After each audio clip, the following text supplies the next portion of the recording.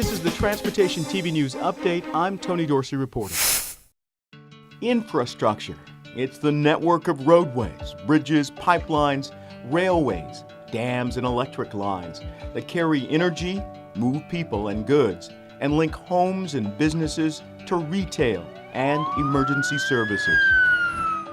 Infrastructure Week is that time set aside by stakeholders to come together in Washington and around the country to emphasize the critical importance of investing in and modernizing America's aging infrastructure systems.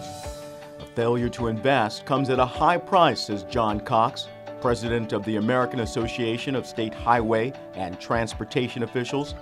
Cox is also director of the Wyoming Department of Transportation.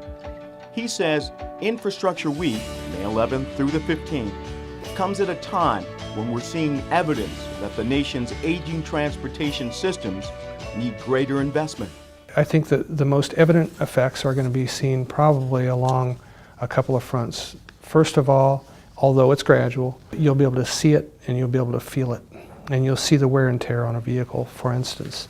You'll see a lower level of access to public transportation. You'll see the visible effects of decline just because there isn't an investment there. This marks the third year that organizations representing business, labor, and public policy have joined forces to support Infrastructure Week. Those organizations have set up a website that includes a calendar of scheduled events starting on May 11th. You can visit that website at infrastructureweek.org. And the American Association of State Highway and Transportation Officials is inviting stakeholders to visit invest.transportation.org. AASHTO's website is dedicated to helping the general public and policymakers to understand how transportation investment equals a better way of life. The website contains a short video presentation. America has always been defined by big thinking and the will to accomplish great things. The website also helps explain exactly what's at risk.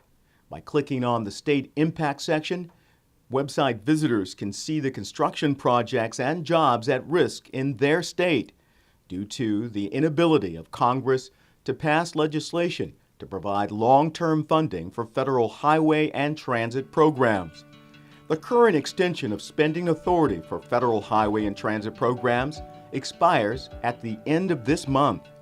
Several states, including Wyoming, have already announced the slowdown and/or stoppage of construction projects for this construction season due to the uncertainty of federal funding. AASHTO President Cox says there is no substitute for the federal government's investment.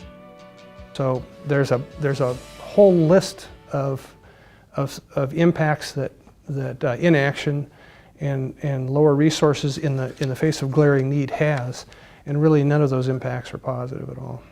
So much to consider this Infrastructure Week, May 11th through the 15th. That's our news update.